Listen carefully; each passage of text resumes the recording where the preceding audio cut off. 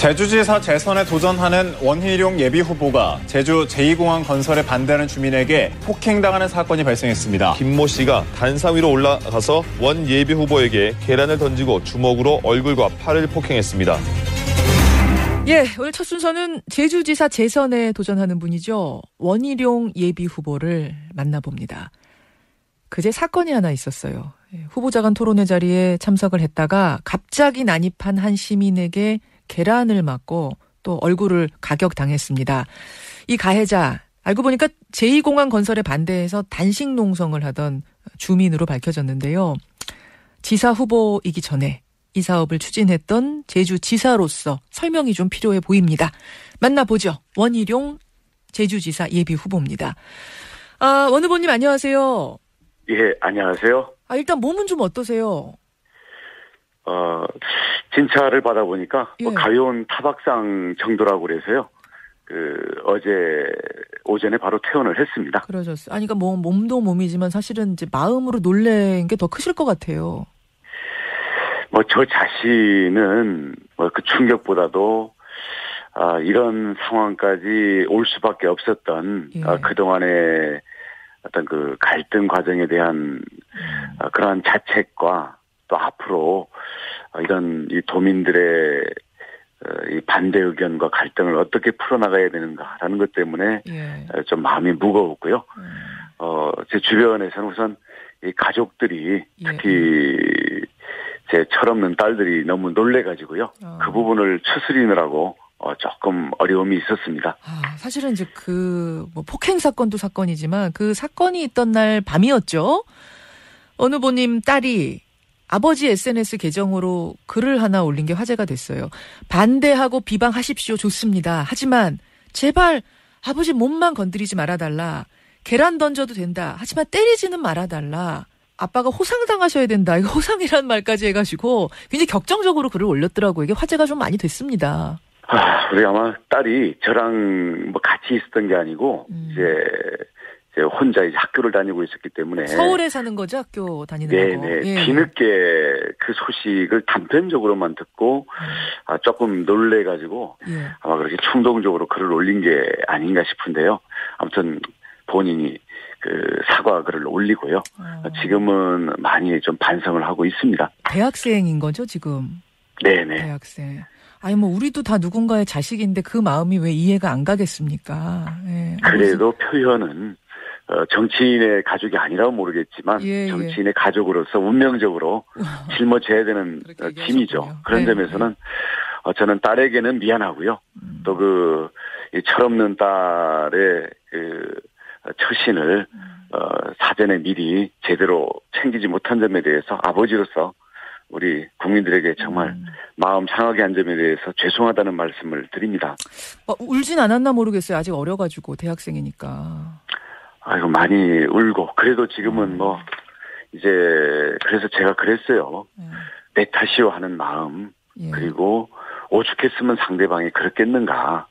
거기서 출발을 해서 가야만 더 나은 그런 방향으로 갈 수 있는 게 아니냐. 그래. 하여튼 위로 잘 해주시고요. 위로 잘 해주시고. 네.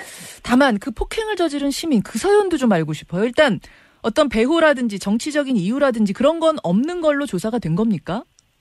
그건 알 수가 없죠. 근데 저로서는 잘 풀어왔어야 되는데 제가 누구 탓을 하겠습니까? 역시 내 탓이요. 그래서 제가 더 잘했어야 하는 부분에 대해서 돌아보고 또 앞으로 어떻게 해야 되나 생각을 많이 하고 있습니다. 아니면 어떤 명분이든 간에 그런 식의 폭력을 정당화할 수는 없습니다. 그건 이제 분명합니다. 다만 가해자 측 얘기를 들어보면 이런 얘기를 해요. 지난해 10월 23일에 제주도청 앞에서 제2공항 중단을 요구하면서 13일째 단식 농성을 벌이고 있었다. 근데 그때 원 지사님이 찾아와서 기운이 아직도 많이 있으시구나 라고 말을 했다. 여기에 대해서 그 시민이 격분한 거다. 이렇게 얘기를 하는데 맞습니까? 그때가 이제 단식 농성을 한 40일 넘게 했어요. 예. 그러니까 40일 넘게 하는 중에 이제 그때는 한 13일 무렵이었는 모양이죠? 예, 13일째 이제 제가 천막으로 찾아갔습니다. 그래서 바로 그 얘기가 된 게 아니고 지금 10일이 훨씬 넘었는데 아이고 이게 건강이 상당히 이게 좀 위태로운 상태가 아니겠는가 해서 갔는데 예. 대화를 하다가 강하게 여러 가지 주장들을 많이 하시더라고요. 아하. 제가 전혀 예상치 못하게. 그래서 예. 순간적으로 제가 생각했던 거구나. 제가 생각했던 거하고 다르구나. 이런 표현이 중간에 잠깐 있었고 또 다른 얘기들을 쭉 했었던 거거든요. 근데 아무튼 그 옆에서 아무튼 그 반대하시는 분들이 아무튼 처음부터 계속 이 동영상을 찍고 있던데 저는 그 부분만 부각시켜가지고 이제 단식하는 사람한테 기운이 있다고 이제 뭐 조롱했다 이런 식으로 하니까 제가 볼 때는 그런 상황은 아니었습니다만은. 그럼 어떤 의미로 하신 걸까요? 그래도 다행이다라는 표현, 뭐 격려의 의미셨던 걸까요? 다행이다라는 거하고 굉장히 제가 뜻밖이었다라는 그 점 때문에 순간적으로 그런 표현이 나온 거죠. 고기만 똑 따가지고 보니까 이게 오해가 생길 수 있었다 그런 말씀이시군요. 예, 그런 거고요.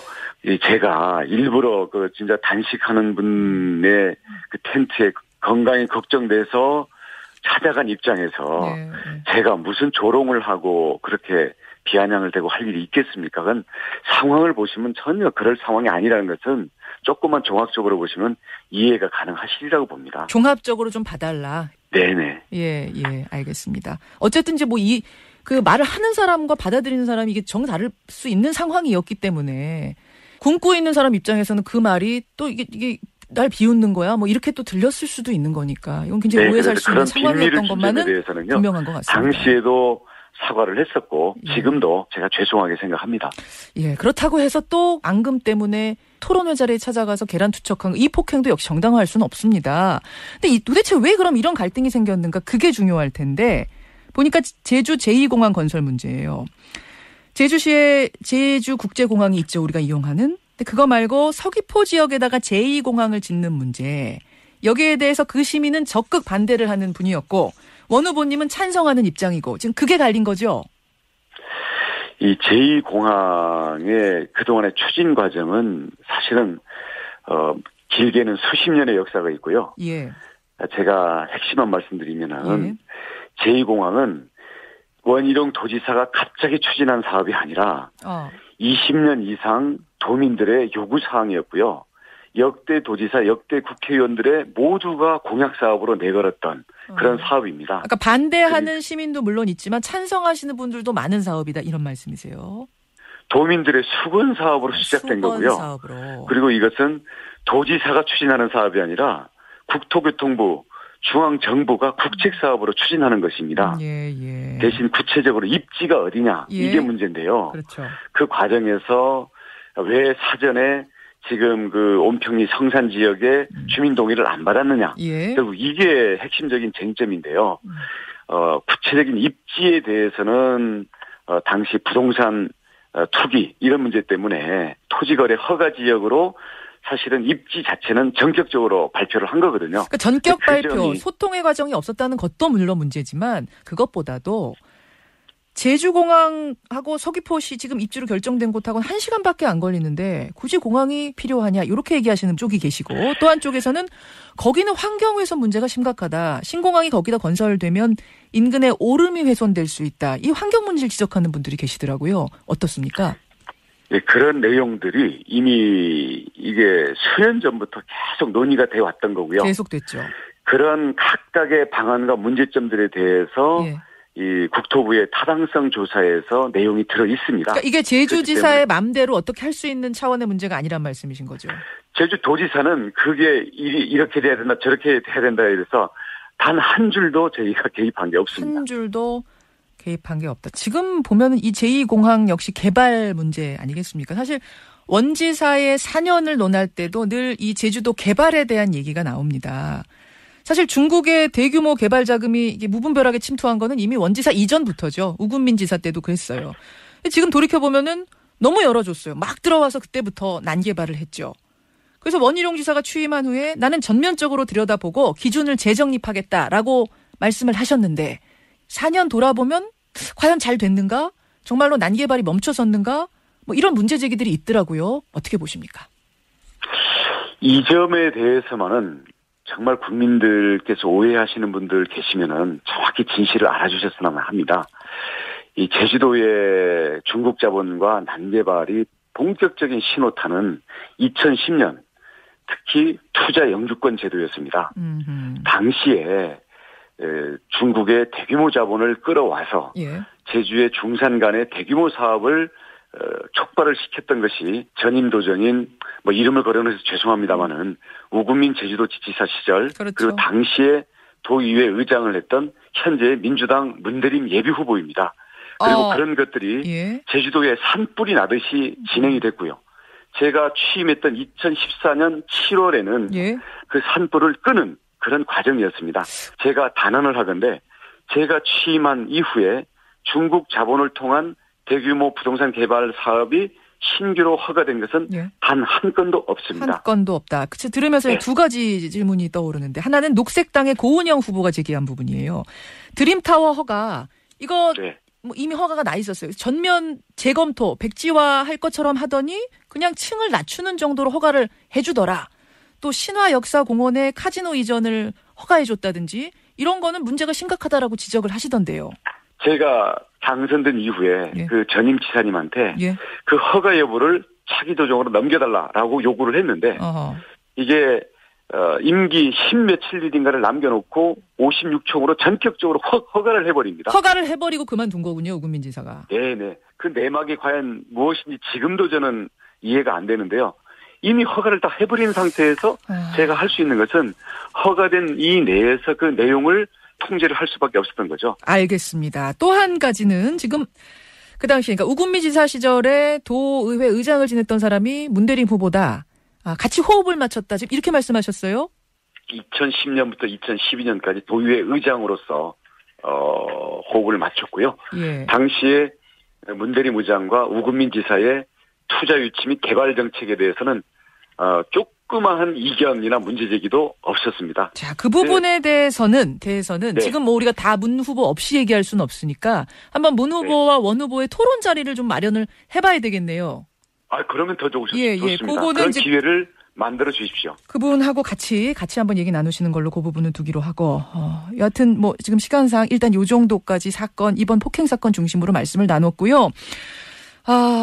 지금 문대림 후보하고는 접전 중입니다. 현직 지사로서의 프리미엄 감안한 거는 이거는 상당히 불안한 일이 아니냐, 이런 얘기도 나오는데 어떻게 보십니까?